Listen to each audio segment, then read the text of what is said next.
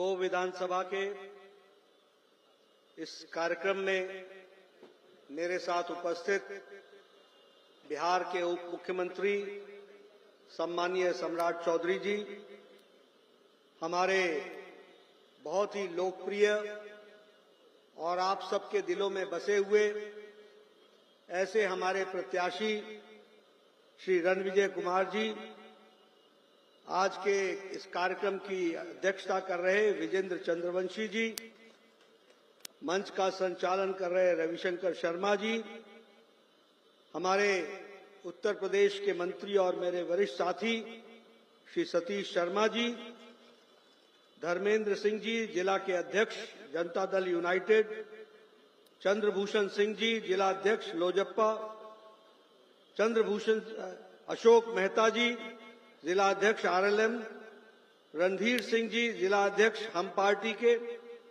सुबोध कुमार सिंह जी जो विधानसभा के प्रभारी हैं, मनोज कुशवाहा जी जिला प्रभारी, संजय कुमार जी, उमेश पासवान जी, विजय शर्मा जी, सम्मानित मंच और यहां इतनी बड़ी संख्या में आए हुए हमारे सभी सज्जन वृंद, मीडिया के मेरे साथी, प्रिंट मीडिया और इलेक्ट्रॉनिक मीडिया के साथी, जब मैं गो विधानसभा में आया हूं तो सबसे पहले तो दुधेश्वर नाथ मंदिर को नमस्ते करते हुए, देवकुंड को नमन करते हुए, महादेव को नमन करते हुए अपनी बात को मैं प्रारंभ करता हूं।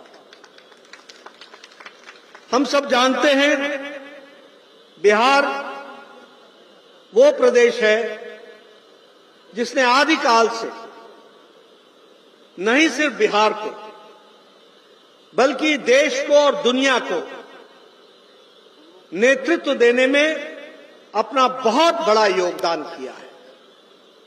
ये चाणक्य की भूमि, अगर मैं विद्वान की बात करूं तो आर्यभट्ट की भूमि, महावीर की भूमि, ऐसी भूमि में आज मुझे यहां आने का सौभाग्य मिला है। मैं पुनः बिहार के सभी वासियों को नमन करता हूं। मित्रों, बहुत तफसील से, बहुत विस्तृत रूप में चुनाव के बारे में हमारे रणविजय कुमार जी ने और बाद में सम्राट चौधरी जी ने आपके सामने चुनाव की बात रखी है और चुनाव में उन्होंने आग्रह किया है कि आप एनडीए को वोट दें। जो मैं उत्साह देख रहा हूं, जो मैं उमंग देख रहा हूं और जिस तल्लीनता के साथ आप सुन रहे हैं, वह इस बात का मुझे विश्वास दिलाता है कि आपने एनडीए को, रणविजय जी को चुनाव जिताने का मन बना लिया है। लेकिन मैं आपसे निवेदन करने आया हूं कि मुझे सिर्फ आपका वोट नहीं चाहिए। आप इस सभा के बाद अपने गांव में, अपने रिश्तेदारों में, अपने भाई बहन में, अपने फरीक में, सभी जगह जाकर के आप अगर एनडीए के लिए वोट मांगेंगे तो निश्चित रूप से आप एक सजग, सजीव नागरिक के रूप में अपनी जिम्मेवारी निभाएंगे, ऐसा मेरा मानना है और मुझे पूरा विश्वास है कि आप इस काम को जरूर करेंगे। मित्रों, बहुत कम लोगों को शायद पता होगा कि मेरा जन्म बिहार में पटना में हुआ है और मैंने बचपन के 20 साल बिहार में गुजारे। इसलिए मुझे मालूम है, वह अंधकार का युग भी मुझे मालूम है और मुझे ये उजाले का युग भी देख रहा हूं। और याद रखिएगा कि उजाले का महत्व तब होता है जब अंधकार ध्यान में हो, तब उजाले का महत्व समझ में आता है। क्या था 15 साल लालू जी का राज? आज ये चुनाव स्पष्ट शब्दों में विकास एनडीए के साथ और विनाश महागठबंधन के साथ साफ दिखता है। इसको हमको समझना चाहिए। एनडीए की सरकार मोदी जी के नेतृत्व में, नीतीश कुमार जी के नेतृत्व में विकास की ओर जाने वाली सरकार है। और ये जो अभी नया नेता जिन्हें घोषित किया गया, इनकी पार्टी, इसमें विनाश ही विनाश है। इस बात को आप समझ लीजिए, बिहार का विनाश होता है, इसको समझ लीजिए। और जब मैं ये कह रहा हूं तो सिर्फ इसलिए नहीं कह रहा हूं क्योंकि राजनीतिक वक्तव्य दे रहा हूं। दोनों का किरदार देख लीजिए आप। पिछले 20 सालों में नीतीश कुमार जी ने और पिछले 11 सालों में मोदी जी के आशीर्वाद से आज बिहार प्रगति के राह पर तीव्र गति से चल पड़ा है। ये आप सब लोगों ने भी देखा हो। बोलिए, देखा है कि नहीं देखा है? सड़क बनते देखा है कि नहीं देखा है? रेल पहुंचते देखा है कि नहीं देखा है? हर दृष्टि से विकास को पटरी पर लाने का काम पिछले 20 वर्षों में हुआ है। और मैं कुछ आंकड़ों के साथ आपको बताना चाहता हूं कि रेल का बजट बिहार के लिए पिछले 10 सालों में 10 गुना बढ़ा दिया गया है। 10 गुना बढ़ा दिया गया है। अगर मैं बात करूं वंदे भारत ट्रेन की, तो 44 ट्रेनों में 26 ट्रेनें वंदे भारत की बिहार से शुरू होती हैं और बिहार से वंदे भारत की ट्रेन चलती है। अगर मैं बात करूं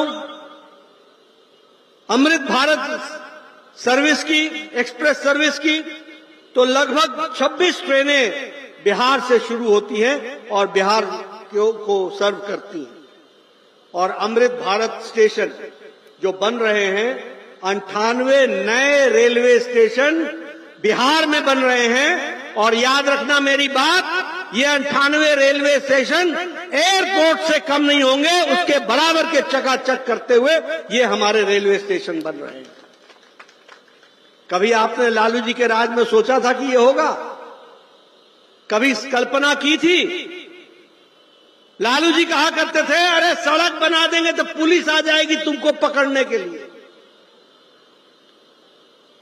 पलायन के बारे में आज ये तेजस्वी बड़ी बड़ी बातें करता है। अरे अपने पिताजी से पूछो, तुम्हारे पिताजी कहते थे हमारा बिहारी अंगोछा पहन के जाता है और पैंट सूट पहन के आता है, ये बिहार को तुम इज्जत देते थे। आज हमारे बिहार के वासियों के लिए दीपावली में और छठ में भारत सरकार मोदी जी के आशीर्वाद से 12,000 ट्रेनें लगाई जा रही हैं, ताकि हमारा बिहार का साथ भाई सीधे तरीके से आकर के छठ पूजा में अर्घ देने में परिवार के साथ खड़ा हो, दीपावली मनाने के लिए साथ खड़ा हो। ये है उजाला और वो था अंधकार। इस बात को हमको समझ लेना चाहिए। ये चुनाव विकास और बनाम विनाश है, इसको आप समझ लीजिए। आप बताइए, हमारे उत्तर बिहार के लोग कितने सालों से मखाना उपजा रहे हैं? कितने सालों से? कभी उनकी चिंता हुई? आपको जानकर के खुशी होगी कि मखाना पर जीएसटी 12% से घटा करके 5% पर कर दिया गया और मखाना बोर्ड बना करके उनके विकास के लिए उस काम को आगे बढ़ाया जा रहा है। उसी तरीके से मुजफ्फरपुर की लीची जीआई टैग लगा करके इसका भी 12% से जीएसटी घटा करके 5% कर दिया गया है, ताकि हमारा कंज्यूमर आसानी से खरीद सके। सुधा डेयरी प्रोडक्ट की बात करूं तो उसमें भी दूध पर और पनीर पर जीएसटी मुफ्त कर दिया गया, जीएसटी हटा दिया गया है। और उसी तरीके से घी, बटर, यानी हमारे किसान की आमदनी अच्छी हो, इसकी चिंता अगर की गई है तो वो भारत सरकार ने की, जिसका सीधा फायदा आज बिहार के किसानों को हो रहा है। इस बात को हमको समझना चाहिए। मधुबनी की पेंटिंग, भागलपुर का सिल्क और दरभंगा से अमास एक्सप्रेसवे, ये सारे जो 5,000 करोड़ रुपए का बन रहा है, वो बिहार को एक नई ताकत देने वाला है। नए तरीके से बिहार का विकास होने वाला है। अभी अभी सम्राट चौधरी जी आपको बता रहे थे, महिला रोजगार योजना 2,10,000 की व्यवस्था, महिलाओं को स्वरोजगार के लिए खड़ा करना। कभी सोचा था महिला सशक्तिकरण के बारे में? और ये नहीं है कि ये आज हम कर रहे हैं।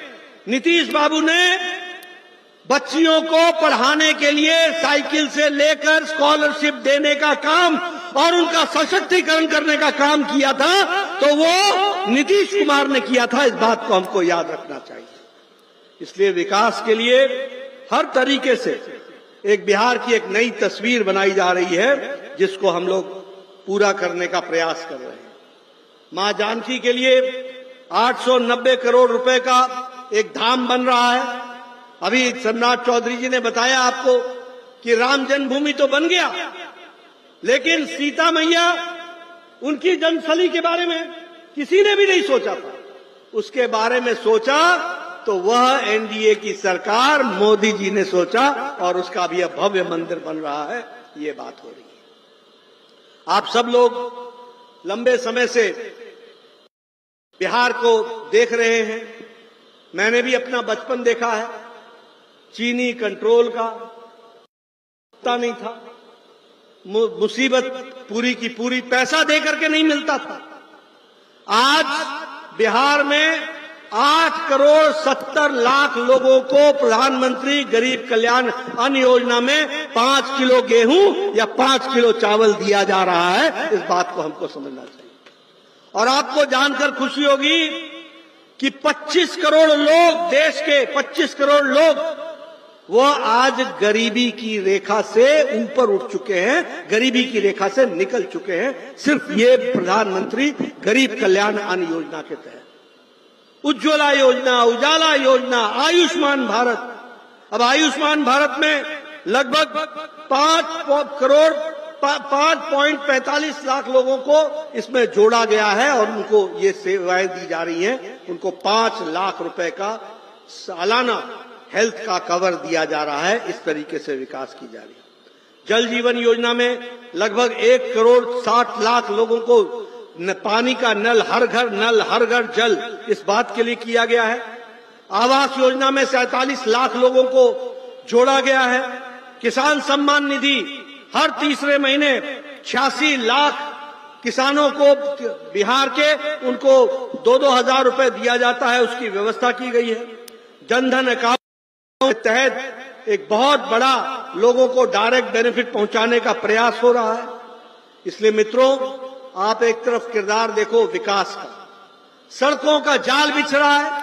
प्रधानमंत्री ग्राम सड़क योजना में गांव-गांव सड़क पहुंचाई जा रही है। पगडंडियों से आपको छुटकारा मिल चुका है।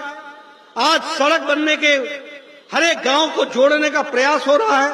ये विकास की नई कहानी हमको देखने को मिलती है। रोड, हाईवे, एक्सप्रेसवे, ये सब हमको देखने को मिला है।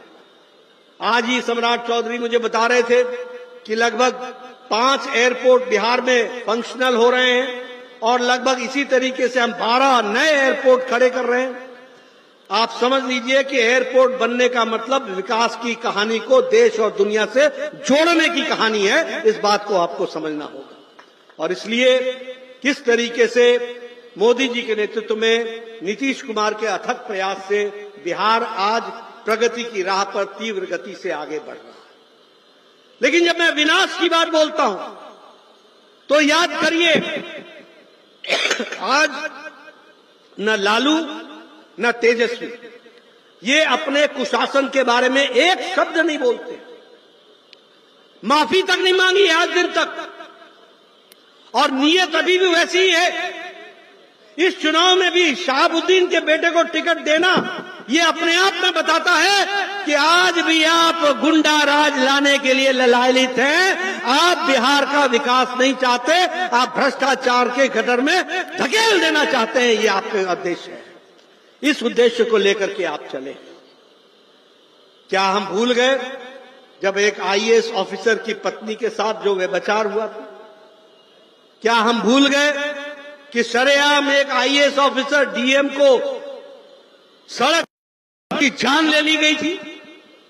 क्या हम भूल गए कि आपका सांसद शहाबुद्दीन दिन दहाड़े पुलिस के एसपी को दौड़ा दौड़ा कर पीटता था? क्या हम भूल गए कि किस तरीके से मां बहनों की इज्जत लूटी जाती थी? क्या हम भूल गए कि अपहरण एक धंधा बन चुका था, एक उद्योग बन चुका था।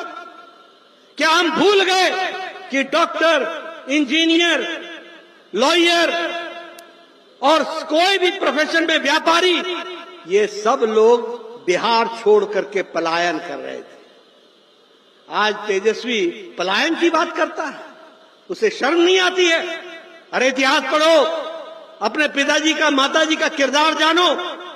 तुम्हारे माताजी और पिताजी के समय में किस तरीके की सरकार चली है, किस तरीके से लोग 3 बजे के बाद निकल नहीं सकते थे। अभी रणविजय जी ने आपको बताया है, मैं जीता जागता इसका गवाह हूं। यहां तो नक्सलाइटों का आतंक था, लेकिन पटना जैसे शहर में भी 5 बजे के बाद हम नहीं निकल सकते थे। यह स्थिति ला करके खड़ी की थी।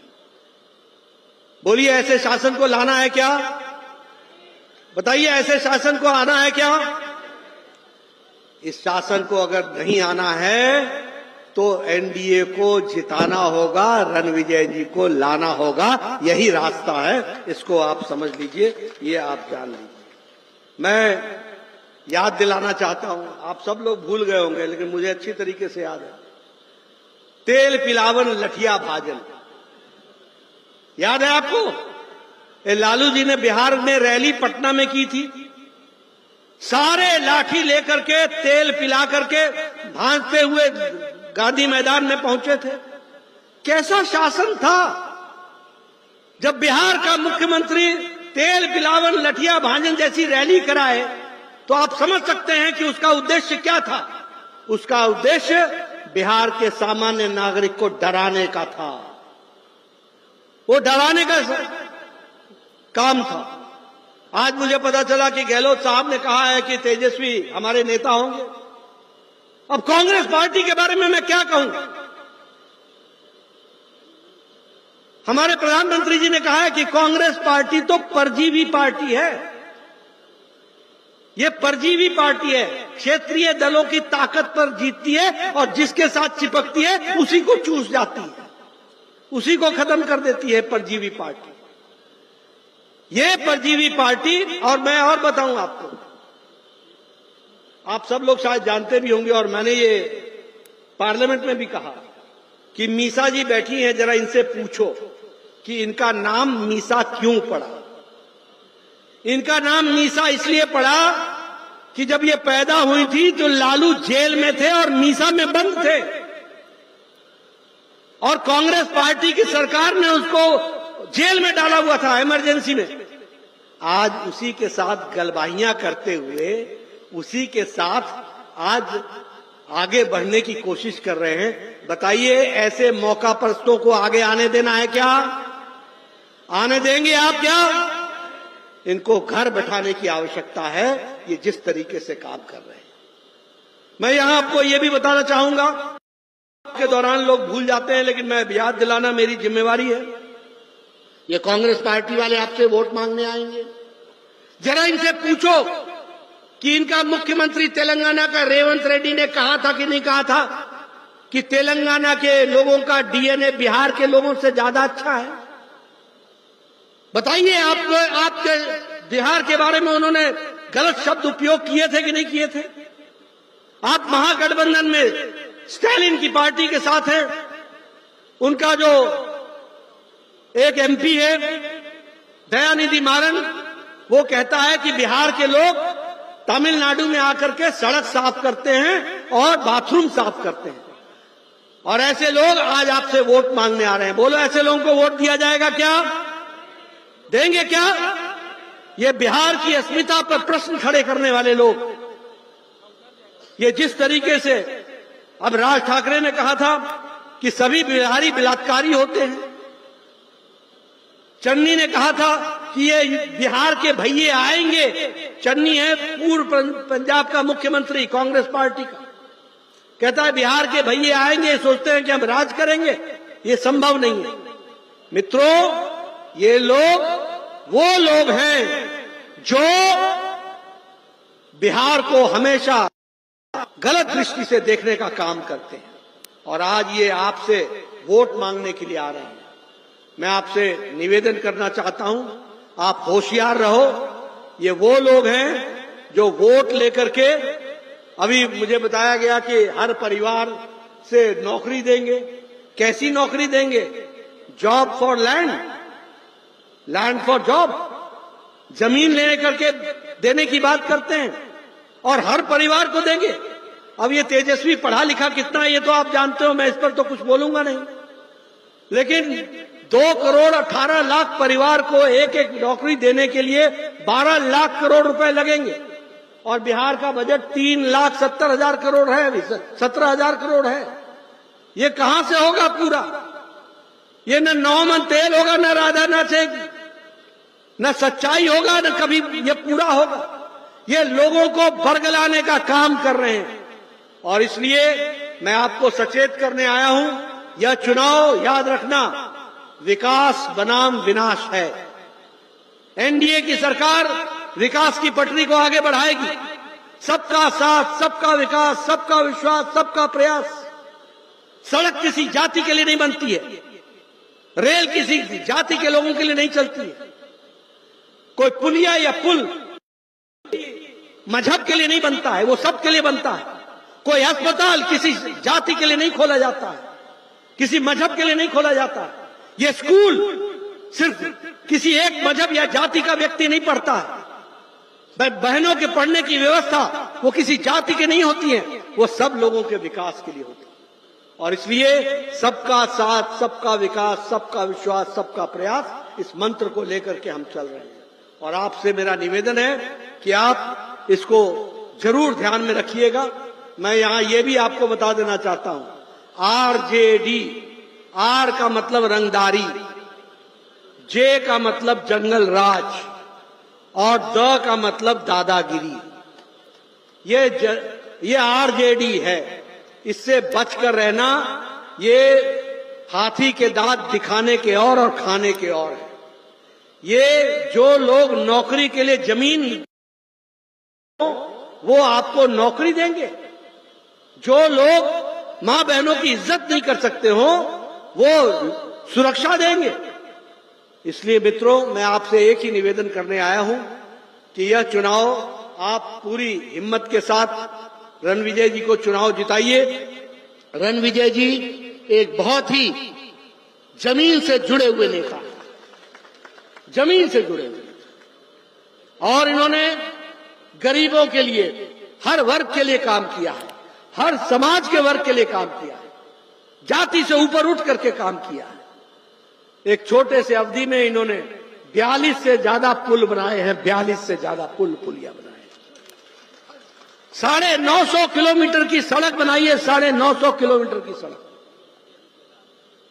बिजली आप बताइए, 20 साल पहले जनरेटर चलता था कि नहीं चलता था? बिजली थी उस समय, गांव में बिजली थी। आपको वो याद है कि मोबाइल को चार्ज करने के लिए जनरेटर वाले के पास जाना पड़ता था और 10 रुपया और 15 रुपया देना पड़ता था।